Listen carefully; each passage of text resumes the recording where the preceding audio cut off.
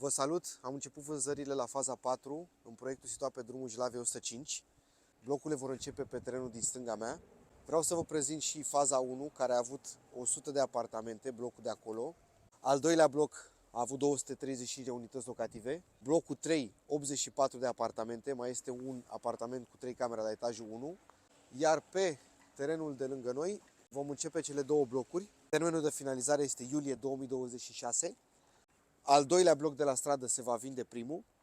Aveți 1 kilometru până la metrou Apărătorii Patriei. La stradă aveți Profi, Mega și stația de autobuz 241. Iar în partea stângă, pe Bulevardul Metalurgiei, toate magazinele de care ai nevoie: Carrefour, Metro, Jumbo, Lidl, Auchan, Hornbach, McDonald's, Kaufland și Parcul Tudor Arghezi. Avem unități locative pentru toate tipurile de buzunare, garsoniere, studiouri, 2 camere și 3 camere, cu prețuri începând de la 52.000. Și nu uitați, cel mai bun moment este întotdeauna acum. Vă așteptăm la vizionări!